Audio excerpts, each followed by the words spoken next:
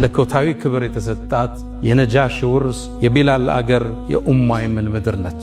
ይሄን ካርዳችን ዛሬው ሌላው ቀምቶ አግላይ ፖለቲካን እያወራ አግላይ አስተሳሰብን እየከተተ ለሷ እሱ ዘብ እንደሆነ ሲናገር በምናይበት አሳፋሪ ወቅት ላይ እኛ ሙስሊሞቹ እኛና ኢትዮጵያን መነጋገር ዳግም በእኛ ላይ ግዴታ ይሆናል።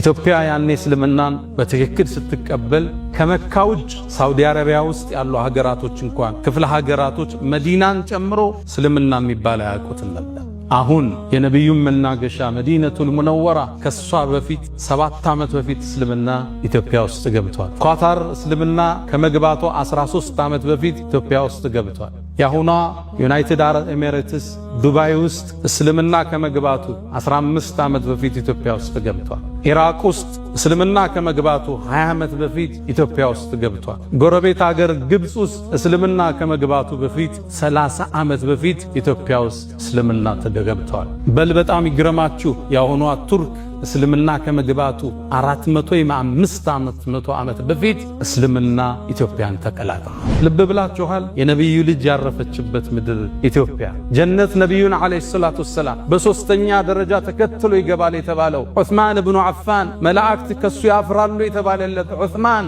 ኢትዮጵያን ረግጧል። ነጃፈር ረግጠዋል። ነብዩ አለይሂ ሰላቱ ወሰላም ከሩቅ ጥበቃ ያዘዙላት መለኮታዊ ክልከላ የተቸራት የተከበረች ሀገር ኢትዮጵያ እሷ ውስጥ ፍትህ የማይዛነፍበት ንጉሥ አለ። እሷም የእውነት ምድር ነው የተባለች ምድር ኢትዮጵያ በርካታ ምሁራንን ያወጣች ልሂቃንን ያመረተች በርካታ ዑለሞችን ያወጣች በርካታ ኡስታዞችን የወለደች ማህፀነ ለምለም ኢትዮጵያ።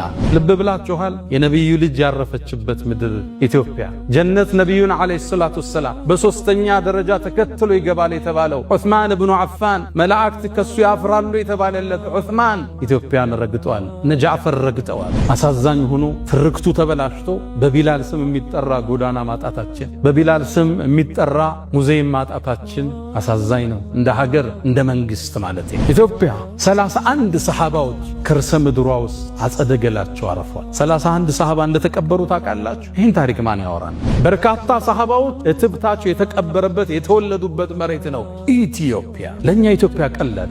ይህን ታሪኳ ግን ዛሬ ተቀብሮ አግላይ ጸሐፊዎች ጽፈዋት ኢትዮጵያ የሆነ ቀለም እንድትዝ የሆኑ ሰዎች ውርስ ብቻ እንድትመስል አንዱ መጤ ሌላኛው ደግሞ ባለርስት ተደርጎ እንዲታሰብ ተደርጓል። አክሱምን ትመርጥና የሐረርን ግንብ ትረሳል። ላሊበላን ታነሳና ሶፉመር ዋሻን ትዘነጋለ። ሶፉመር ዋሻ በዓለም ዩኔስኮ የተመዘገበ ትልቅ ታሪካችን ግን ሶፉመር አህመድ ስለሚባሉ የታሪክ ክፍል ታረጋቸው አልፈልግም።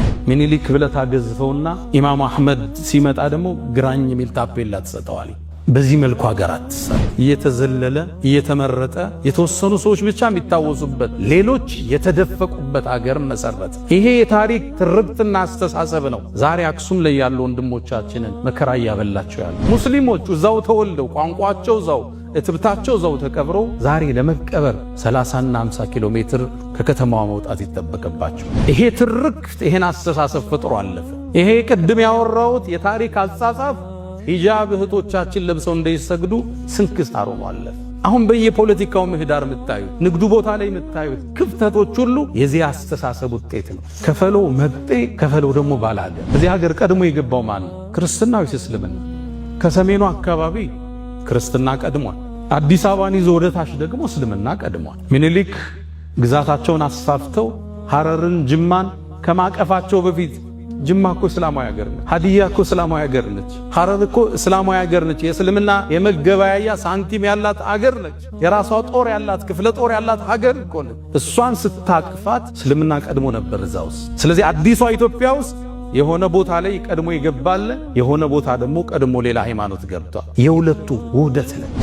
እንደ ድሮ አንዱ አንዱን ደፍቆ የሚኖርበት ታሪክ አክትሟል፣ ተቀብረዋል። አሁን ሁሉ ጋር አቅም አለ፣ ሁሉ ጋር ቁጥር አለ፣ ሁሉ ጋር ጉልበት አለ። አሁን የሚነሳው ክፍተት፣ አሁን የሚነሱ ግጭቶች እንደ ድሮ በቀላሉ የሚቆሙ አይደለም። ውድመቱ ከባድ ነው። የሚያዋጣን አንድ ነገር ብቻ፣ መደመር፣ መሰላሰል፣ መሰባጠር፣ አብሮ መጓዝ፣ መጣመር ብቻ። ተባብረን እንደግ ስትል የናንተም የኛም አገር ሁሉም እኩል ነፃነት አግኝቶ ሁሉም ቤተ እምነቱን ገንብቶ ሁሉም ሃይማኖቱን በነፃነት አድርጎ ከዛ በኋላ ያለውን በእውቀት እንደኛይ ያና ሃይማኖት ከኔጋ በእውቀት አውርደን እውቀት ሲያሸንፍ አባል ይሆን።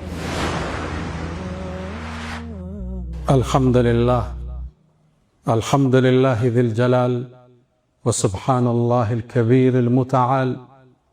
الحمد لله منزل الكتاب مجري السحاب حازم الأحزاب.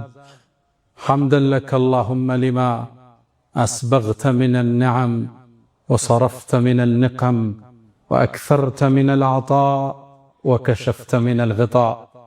رب إني أحمدك استزادة لفضلك حمدا يوافي نعمك ويكافئ مزيدك.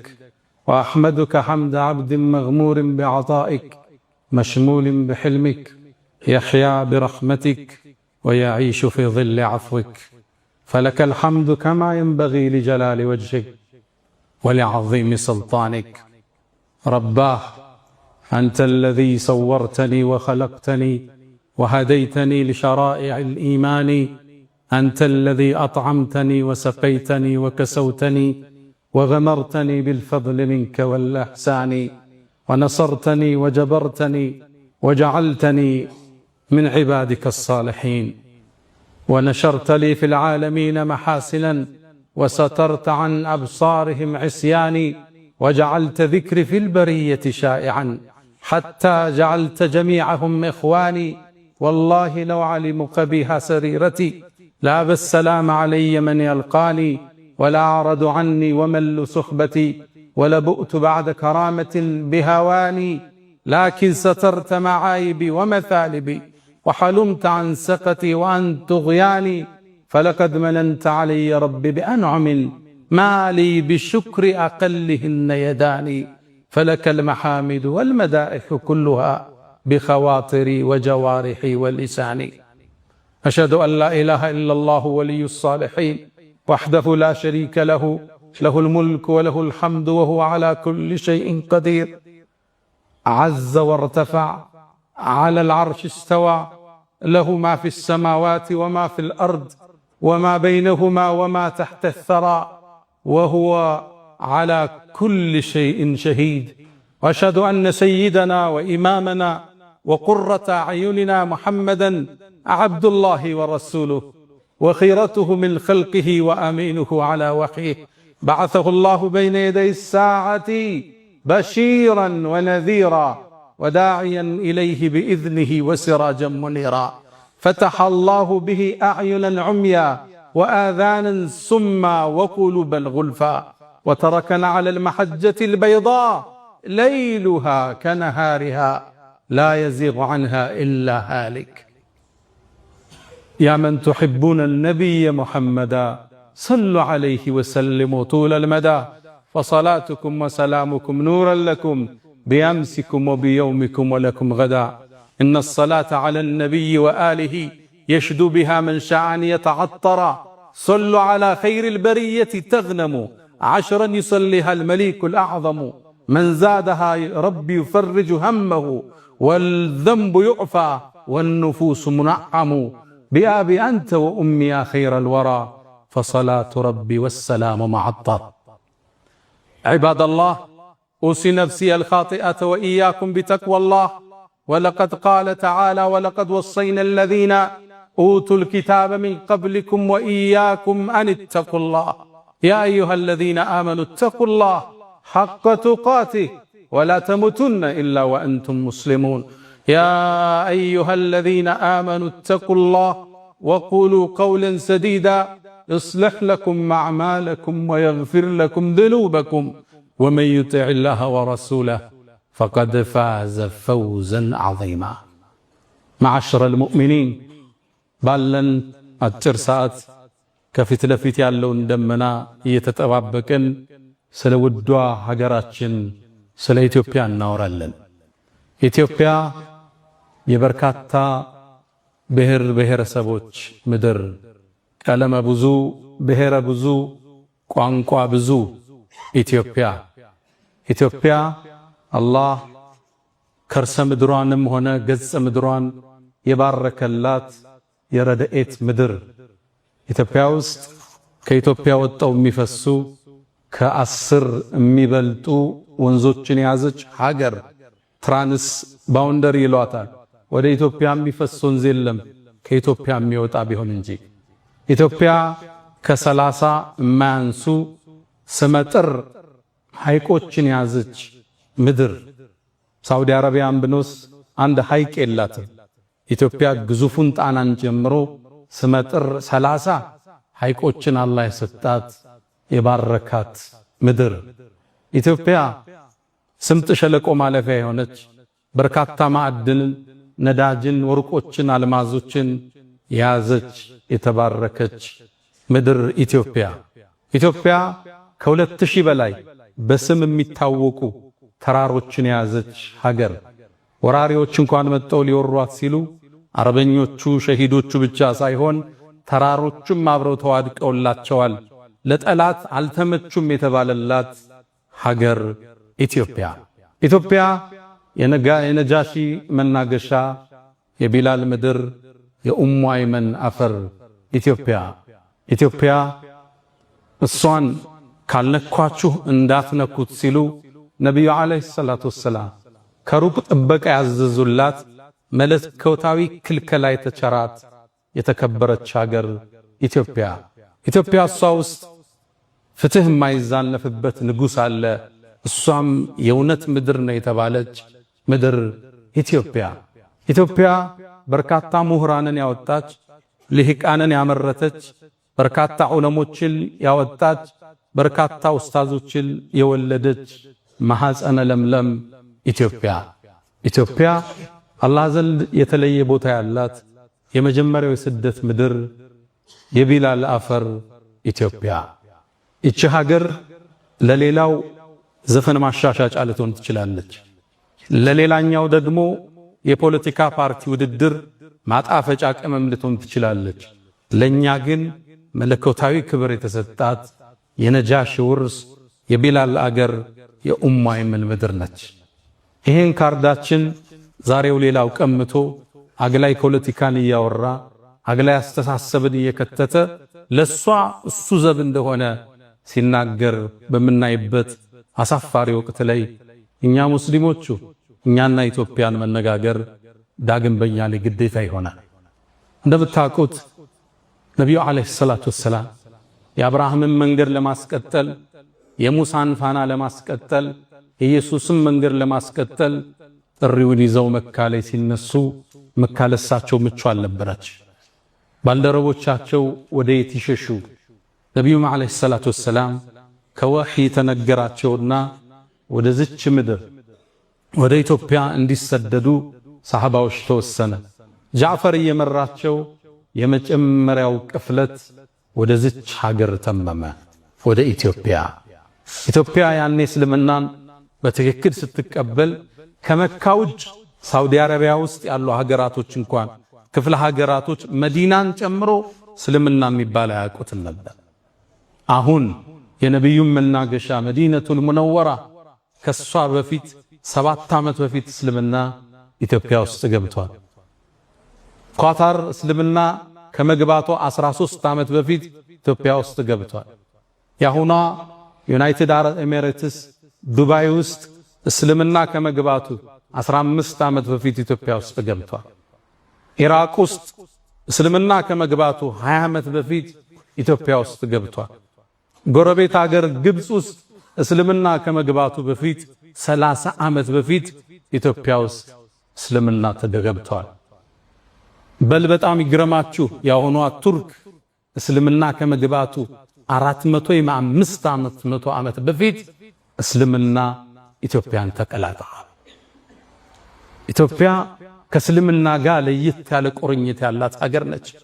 ነቢዩ ዓለይሂ ሰላቱ ወሰላም የመጀመሪያውን ቅፍለት ላኩ። ሰሃቦቹም ተመለሱ። እንደገና 83 ቅፍለቶችን የአብራክ ክፋያቸውን ሩቅያን ከባላቸው ዑስማን ጋር አድርገው ወደ ኢትዮጵያ ለስደት የላኩባት ምድር ኢትዮጵያ ነች። ልብ ብላችኋል? የነቢዩ ልጅ ያረፈችበት ምድር ኢትዮጵያ። ጀነት ነቢዩን ዓለይሂ ሰላቱ ወሰላም በሶስተኛ ደረጃ ተከትሎ ይገባል የተባለው ዑስማን ኢብኑ አፋን መላእክት ከሱ ያፍራሉ የተባለለት ዑስማን ኢትዮጵያን ረግጧል። እነ ጃዕፈር ረግጠዋል። ስለ ኢትዮጵያ ያለን ዕውቀት እጅግ ቁንጽልና ትንሽ ብቻ ነው። የነጃሺ ምድር ነች፣ ፍትሃዊ ንጉስ የእውነት ምድር ነች ኢትዮጵያ። ነጃሺ ሲታወስ የመጀመሪያ የሰለመው ንጉስ ማለት ነጃሺ። ኢትዮጵያን ጸሐፍቶች ግማሹ አምነው ግማሹ ቢያስተባብልም ዓለም ላይ ያሉ ዕውቅ ጸሐፍት ይህን ታሪክ ያረጋግጣሉ። ከዛም በላይ የአላህ ምስክርን ቁርአን ላይ ይበቃናል። ነቢዩ ዓለይሂ ሰላቱ ወሰላም ዳዕዋቸውን ይዘው ሲነሱ አስተባበሏቸው። ወየቁሉ الذين كفروا لست مرسلا እነዛ ከሃዲያን እኮ አንተ የአላህ ነቢይ መልእክተኛ አይደለህም ይሉሃል። ቁል ብለህ በላቸው ከፋ ሸሂደን በይኒ ወበይነኩም በኔና አንተ መሃል እኮ ከምስክር በኩል አላህ ይበቃናል በላቸው። ወመን ዒንደሁ ዒልሙል ኪታብ አሊያም ያ ሰውዬም አብሮ ምስክር ይሆናል የመጽሐፉ ዕውቀት ያለው ሰው። ወመን ዒንደሁ ዒልሙል ኪታብ ይሄ ግለሰብ ማን? ሁለት ሪዋያ አለ። አንደኛው መዲና ውስጥ የነበረው ታዋቂው የይሁዶቹ ምሁር አብዱላህ ብኑ ሰላም፣ ሁለተኛው ነጃሺ ነው የሚል ተፍሲር አለ። አላህ ለነቢዩ ነቢይነት ምስክር ራሱን ጠርቶ ከዛ ማስከትሎ ነጃሺን የጠቀሰለት የተከበረ ንጉስ። ነጃሺ አለይሂ ሰላም ሲሞት አላህ በወህይ ለነቢዩ ነግሯቸው፣ እሱ የሞተው ኢትዮጵያ ውስጥ ነው፣ ነቢዩ ያሉት መዲና ውስጥ ነው። በወህይ ተነግሯቸው ዛሬ ደግ ወንድማችሁ ነጃሺ አልፏልና ሶላተል ጋይብ እንስገድበት ብለው የሩቅ ሶላት የተጀመረበት ዛሬ ይሄም መስጊድ በሰየምንለት ታላቁ ንጉስ በነጃሺ ነበር የተጀመረ። ሶላተል ጋይብ ሲሰገድ ስናይ ነጃሺ እዚች ምድር ላይ ይታወሳል። ፍትሃዊው ንጉስ፣ አሸናፊው ንጉስ፣ አማኙ ንጉስ ነጃሺ። እሱን እናስታውስ ዘንድ በአፍሪካችን ትልቁ የሚባለው ይሄን ትልቅ ኢንስቲትዩት በሱ እንዲወሰንም መታሰቡ ለዛ ነው። ኢትዮጵያ ከእስልምና ጋር ጥልቅ ቁርኝት ያላት ሀገር ኡሙ አይመን ኡሚ ባዕደ ኡሚ ያሏት ነቢዩ ዓለይሂ ሰላቱ ወሰላም ከእናቴ በኋላ እናቴ ናት ያሏት ኡሙ አይመን እሷ እኮ ኢትዮጵያዊ ነች። እኛ እኮ ነቢዩን ያጠባችው እናት እናታችን ነች። በነቢዩ ደም ውስጥ የሀበሻ ደም አለ። እኛ ከነቢዩ ደም ጋር ተቀላቅለናል። ከጅማታቸው ጋር አብረን ተሰፍተናል። ኢትዮጵያና እስልምና አንድና ያው ናቸው፣ ሚለያዩ አይደለም። ኢትዮጵያ የቢላል ምድር ነች። የነቢዩ ዓለይሂ ሰላቱ ወሰላም የመጀመሪያው ሙአዚን ቢላል ረዲየላሁ ተዓላ አንሁ። ምን ነው ቢላል ኮቲህን ጀነት ውስጥ ሰማሁት እሳ የተባለለት ቢላል። የሰው ልጆች ሁሉ ጀነትን ይናፍቃሉ፣ ጀነት ደግሞ ምትናፍቃቸው ሰሃባዎች አሉ ተብለው ከተጠቀሱት ውስጥ አንዱ ቢላል ይገኝበታል። እኛ ጀነትን እናፍቃለን፣ ጀነት ደግሞ ቢላልን ትናፍቃለች። የሱ ምድር ነች ኢትዮጵያ። አሳዛኝ ሆኖ ትርክቱ ተበላሽቶ በቢላል ስም የሚጠራ ጎዳና ማጣታችን፣ በቢላል ስም የሚጠራ ሙዚየም ማጣታችን አሳዛኝ ነው። እንደ ሀገር እንደ መንግስት ማለቴ ቱርክ ውስጥ ብትሄዱ ከኛ በኋላ 400 500 ዓመት እስልምና የተቀበለው ቱርክ ውስጥ ካሏት 85000 መስጊዶች ውስጥ በርካቶችን ቢላል ተብለው ተሰይመዋል። ቱርክ ውስጥ ሙአዚን ሆነ ስትመረቅ ሰልጥነ የቢላል ወራሽ የሚል ሰርቲፊኬት ይሰጣል። ኩዌት ውስጥ ብትሄዱ የቢላል ጎዳና የሚል ታገኛላችሁ። ሳውዲ አረቢያ ውስጥ ያልተወለደበት እቺ ምድር ትላልቅ ሰሃባዎችን የነብዩን ባልደረቦችን ያመረተች ምድር ኢትዮጵያ። ኢትዮጵያ ለኛ ቀልድ አይደለች። ለሌላው ዘፈን ማሻሻጫ ነች፣ ሌላው ስልጣን ማጽኛ ነው፣ ለሌላው የፖለቲካ ካርድ መሳቢያ ነው። ለኛ ግን የነብዩ አደራ ነች። እኛንን የመጀመሪያው አንሷሮቹ ሙሃጅርና አንሷር እንሰማለን። ከመካ ተሰደዱ ወደ መዲና ስደተኞች አሉ፣ ሙሃጅር አንሷር አሉ፣ ዲኑን የረዱ። እኛንን ግን የመጀመሪያው አንሷሮች ለዚድ የነብዩ ሰሃባ ባልደረቦች የተቀበልን። ኢትዮጵያ 31 ሰሃባዎች ከርሰ ምድሯ ውስጥ አጸደገላቸው አረፏል። 31 ሰሃባ እንደተቀበሩ ታውቃላችሁ? ይህን ታሪክ ማን ያወራን? ቱርክ ውስጥ አንድ ሰሃባን የተቀበረው ኢስታንቡል ጫፍ መግቢያ ላይ አቡ አዩብን አልአንሳሪ እዚህ ኹጥባ ላይ አንስተነዋል። ቱርኮቹ ይሄን አንድ ሰሃባ አገኘን ብለው ሱልጣን የሚል የነገስታት ማዕረግ ሰጠውት፣ ዘበኛ አስቀምጠውለት፣ መስጂድ ከጎን ሰርተው አሁን የሚጎበኝ የቱሪስት መስህብ አድርገዋለች። ቻይና ውስጥ ያለው አንድ ሰሃባ ነው። እሱ ግን ተካብዶ ኢንሳይክሎፒዲያ ውስጥ ታገኙታላችሁ። ኢትዮጵያ 31 ሰሃባዎች ያረፉባት ምድር ነች። በርካታ ሰሃባዎች እትብታቸው የተቀበረበት የተወለዱበት መሬት ነው ኢትዮጵያ። ለኛ ኢትዮጵያ ቀላል አይደለች። የነብዩ አደራ ነች። የነብዩ ሰሃባዎች አሻራ ያለበት ምድር ነች ኢትዮጵያ ስትባል። ለሌላው ቀንድ ማጫወቻ፣ ማላገጫ፣ ማዳመቂያ ሊሆን ይችላል። እኛ እንደሷ እንደራደረ መዝቻል። ለኛ ልዩ አገር ነች። የመሻይኾች ምድር ነች። የዑለማዎች ምድር ነች። በርካታ ዓሊሞችን ያፈለቀች ሀገር ነች ኢትዮጵያ። እቺ ምድር ከኛ ጋር ሲታወስ ትልቅ ቁርኝት አላት።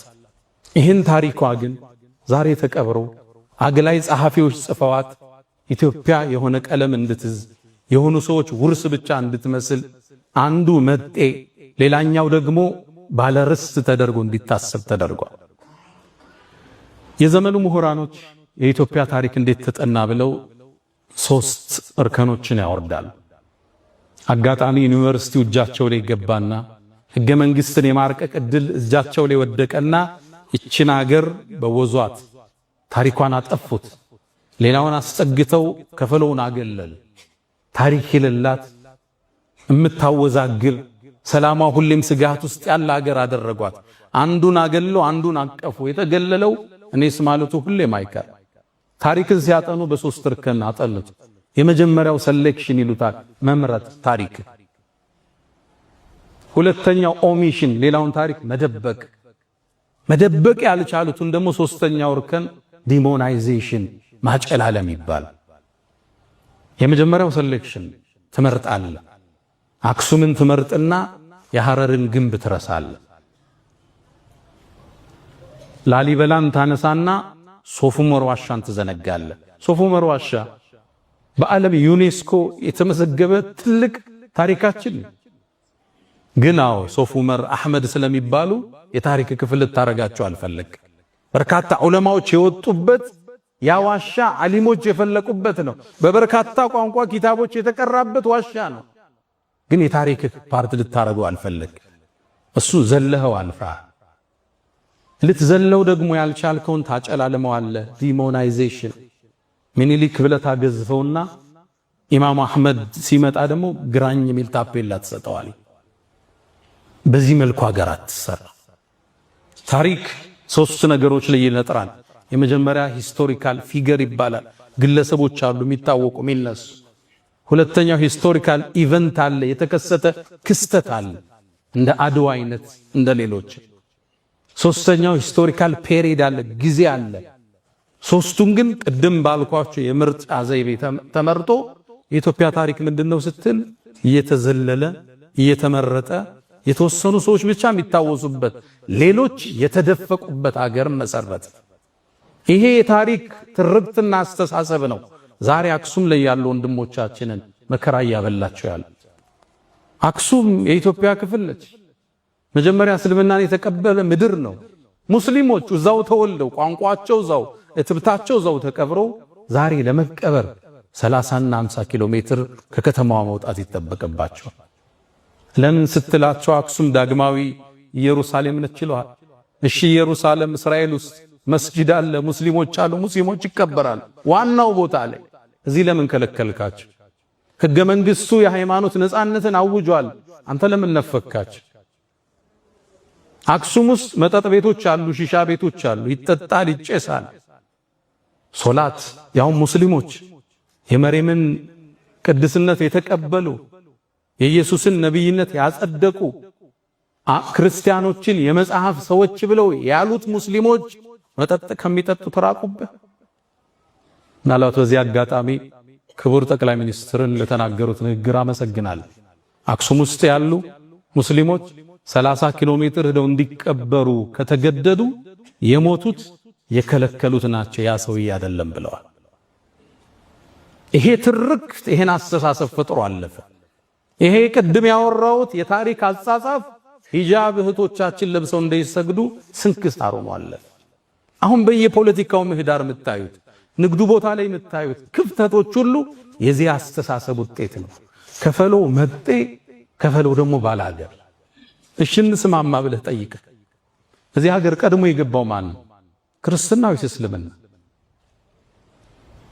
ከሰሜኑ አካባቢ ክርስትና ቀድሟል። አዲስ አበባን ይዞ ወደ ታች ደግሞ እስልምና ቀድሟል። ምኒልክ ግዛታቸውን አስፋፍተው ሐረርን ጅማን ከማቀፋቸው በፊት ጅማ እኮ እስላማዊ ሀገር ነች። ሀዲያ እኮ እስላማዊ ሀገር ነች። ሐረር እኮ እስላማዊ ሀገር ነች። የእስልምና የመገበያያ ሳንቲም ያላት ሀገር ነች። የራሷ ጦር ያላት ክፍለ ጦር ያላት ሀገር እኮ ነች። እሷን ስታቅፋት እስልምና ቀድሞ ነበር እዛ ውስጥ። ስለዚህ አዲሷ ኢትዮጵያ ውስጥ የሆነ ቦታ ላይ ቀድሞ ይገባል፣ የሆነ ቦታ ደግሞ ቀድሞ ሌላ ሃይማኖት ገብቷል። የሁለቱ ውህደት ነች። የሚያዋጣን አንድ ነገር ብቻ ነው፣ መደመር፣ መሰላሰል፣ መሰባጠር፣ አብሮ መጓዝ፣ መጣመር ብቻ። መሰላል እንደምታውቁት ወደ ከፍታ ስንወጣ ሁለት ቋሚዎች አሉት፣ በርካታ ግድሞች አሉት። መሰላል ከዚህ ነው የሚሰራው። አንዱ ብሔር ከሌላኛው ብሔር ጋር፣ አንዱ ሃይማኖት ከሌላው ጋር ተሰናስኖ ነው ወደ ኢትዮጵያ ብልጽግና ከፍታ መውጣት የምንችለው። አንዱን ጥለህ አንዱን አንጠልጥለህ የኢትዮጵያን ህዳሴ ማረጋገጥ አንችል። ሁሌም መጠላለፍ መጠፋፋት ብቻ ነው። በማህበራዊ የለውጥ እርከን ውስጥ 3 እርከን እንዳለ ይነገራል። አንደኛው እኔ የሚባለው እርከን ነው፣ ዲፔንደንሲ የምንለው። ሁለተኛው ደግሞ አንተ የሚለው ነው፣ ለሌላው ዕዳን ማሸከም ነው፣ ዲፔንደንሲ ይደነዋል። ሶስተኛው ኢንተርዲፔንደንስ፣ አንዱ ካንዱ ጋር ሲገመድ፣ አብሮነትን ስታውጅ፣ ተባብረን እንደግ ስትል የናንተም የኛም ሀገር ነው። ሁሉም እኩል ነፃነት አግኝተው፣ ሁሉም ቤተ እምነቱን ገንብቶ፣ ሁሉም ሃይማኖቱን በነፃነት አድርጎ ከዛ በኋላ ያለውን በእውቀት እንደኛኝ ያና ሃይማኖት ከኔጋ በእውቀት አውርደን እውቀት ሲያሸንፍ አባል ይሆን። በማግለል በመግፋት ይችን ሀገር ወደ ላይ ከፍ ልናደርጋት አንችልም። አላ ወፈዓሉ الخيرات واستغفروا ربكم فطوبى للمستغفرين።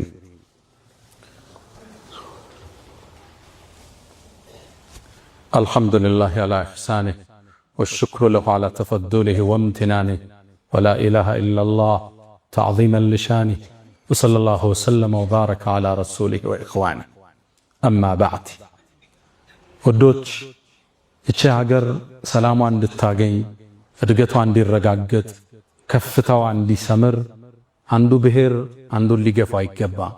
አንዱ ሃይማኖት ከሌላው ነኝ በላይ ነኝ ብሎ ሊያውጅ አይገባ። በአብሮነት ሁሉም እኩል ተሳትፎ ሁሉም ታቅፎ ሁሉም ነፃነት ተሰጥቶት ከሄደ ሀገር ከፍ ትላለች።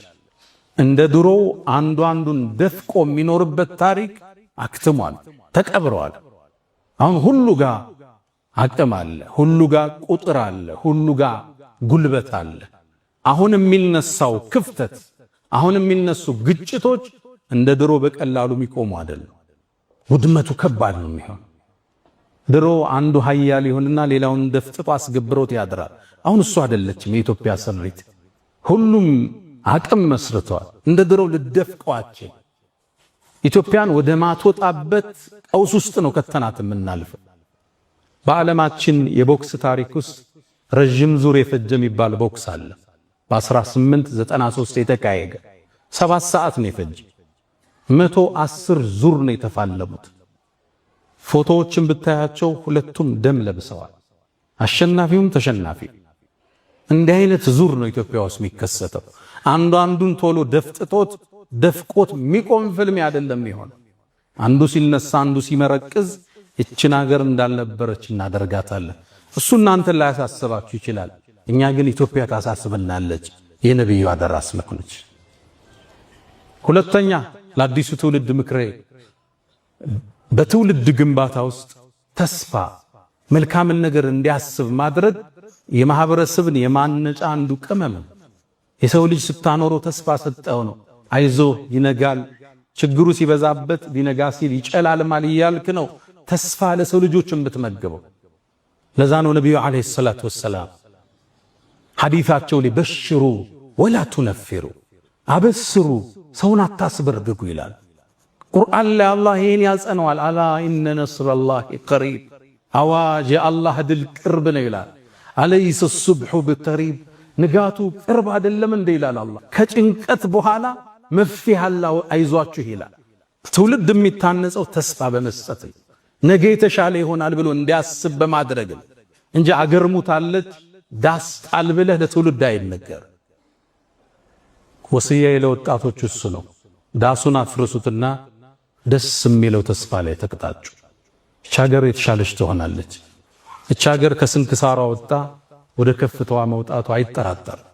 ከውልደት በፊት እርግዝና አለ። እርግዝና ምጥ ይበዛዋል።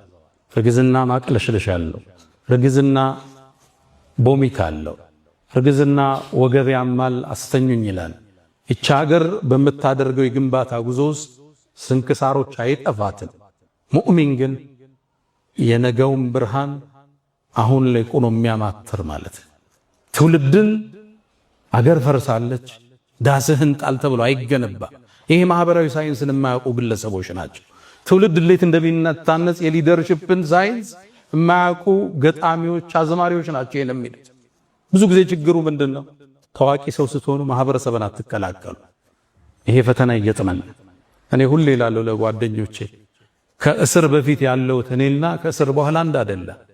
እስር ቤት ውስጥ ስትገባ ሁሉም ብሔር ስታገኝ ዱርዬውን፣ ባለሀብቱን፣ ኦሮሞውን፣ አማራውን፣ ጉራጌውን አብረህ ስትኖር ስትበላ የኖረኝ ስዕል ግንዛቤላ ከዛ በፊት የነበረኝ አንድ አይደለም። ስትቀላቀለው ማህበረሰቡን በትክክል እቺ ምድር ታውቃታለህ፣ ኢትዮጵያን ትረዳታለህ። ኢትዮጵያ የነብዩ የኛ አደራ ነች። ኢትዮጵያን መጠበቅ፣ ሰላሟን መጠበቅ፣ የጉርብትናን ሐቅ መጠበቅ፣ ለዚች ሀገር እድገት ቅድሚያ ተሰላፊ መሆን የነብዩን አደራ ከመጠበቅ ነው።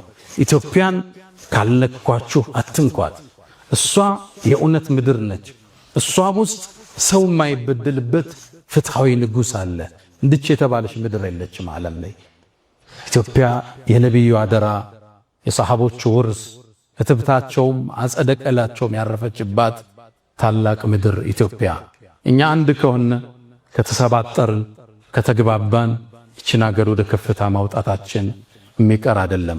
ያ መን ትሕቡነ ነቢየ ሙሐመዳ ሰሉ ዐለይሂ ወሰልሙ ጡለል መዳ ፈሰላቱኩም ወሰላሙኩም ኑረን ለኩም بيامسكم وفي يومكم ولكم غدا إن الله وملائكته يصلون على النبي يا أيها الذين آمنوا صلوا عليه وسلموا تسليما اللهم صل على محمد وعلى آل محمد كما صليت على إبراهيم وعلى آل إبراهيم وبارك اللهم على محمد وعلى آل محمد كما باركت على إبراهيم وعلى آل إبراهيم في العالمين إنك حميد مجيد اللهم أعز الإسلام والمسلمين وأذل الشرك والمشركين ودمر اللهم أعداءك أعداء الدين اللهم لا تدع لنا في مقامنا هذا ذنبا إلا غفرته ولا هما إلا فرجته ولا دينا إلا قضيته ولا رزقا إلا وسعته ولا مريضا إلا شفيته ولا غائبا إلا رددته ولا ميتا إلا رحمته اللهم إنا نسألك العفو والعافية والمعافاة الدائمة